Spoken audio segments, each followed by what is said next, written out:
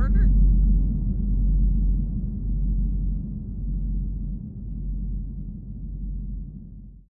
Hello, and welcome to episode 5 of A Game's Worth, a series in which I give my personal opinion on how good a game is and what that game is worth. And for this episode, I will be reviewing Hot Dogs, Horseshoes, and Hand Grenades. H3, or Hot Dogs, Horseshoes, and Hand Grenades, is an action shooter title on Steam that will cost you about $20. It has a rating of 96% with over 11,000 reviews, which if you didn't know, that is a really good rating. The game was developed by Rust LDT and was released on April 5th, 2016. The game has been having proper updates for almost 5 years now, which is a good sign that the developers are devoted to making this game. Alright, let's get started, shall we? Alright, as always, we have the 5 categories, all being rated out of 100, and the rankings, which are determined by the average score of all 5 categories. I'll also be giving an estimate on how much I think I would pay for this game. Okay, that said and done, let's jump straight into the first category.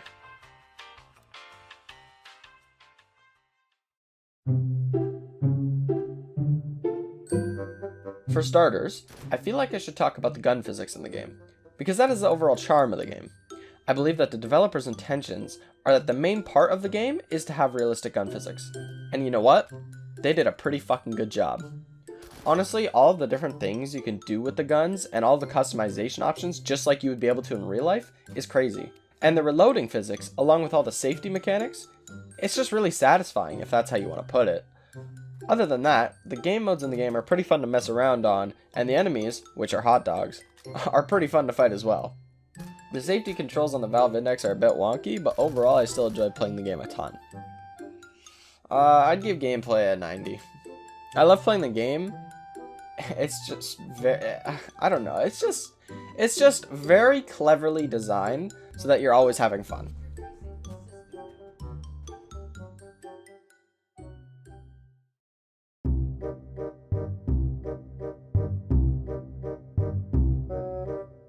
I love them.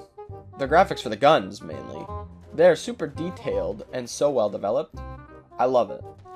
The enemies have a great comedic factor to them, as they are hot dogs after all, and the death animation for them is just great. The bullet effects and sounds are really good, and overall I feel like the graphics are much better than a lot of the other games I play.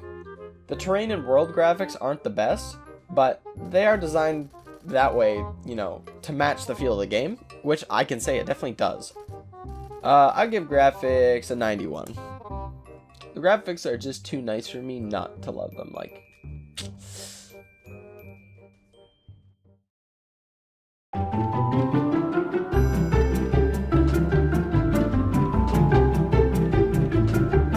The performance in the game is pretty good overall, but in some of the bigger game modes, like open world type game modes, the game does lag a considerable amount on what I consider being a high-end gaming PC.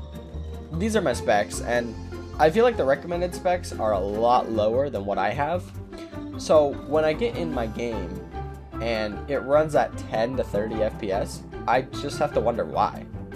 I used to be able to play the open world game modes just fine a couple years ago, but I feel like they made an update or something that just for some reason lags the crap out of my game when I load it. But other than that, the game runs just fine, smooth, crisp, and clean. I give performance a 78.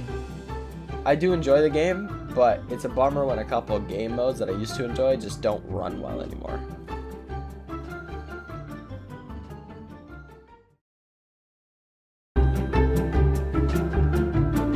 While modding is possible in the game, it is very limited and not supported by Steam at the moment. What I mean by that is there's no Steam Workshop page for H3. As of right now, you need to use third-party software and websites to mod H3, and from what I've seen, it's kind of limited compared to the other games I've seen. I did hear word of modding becoming more user-friendly and accessible, but as of now, I can't exactly give modding a great score. I'd say moddability gets a 65 out of 100. It is an option to mod, and there are people making mods for the game, but compared to other games, it's just not a great game for modding purposes.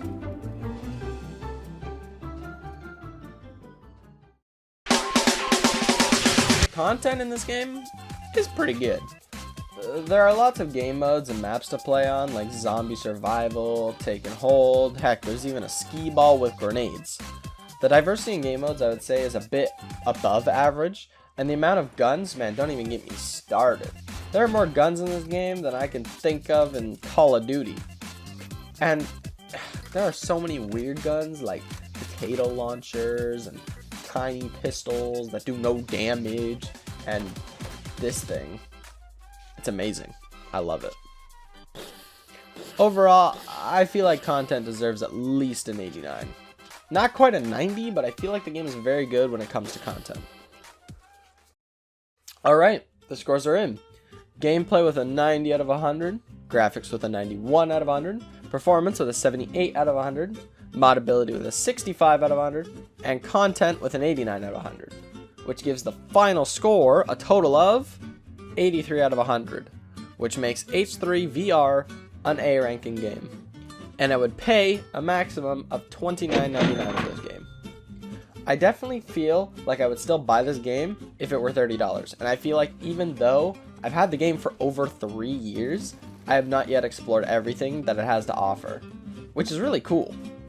My final thoughts are that H3 VR is a very cool game, and definitely not for beginners.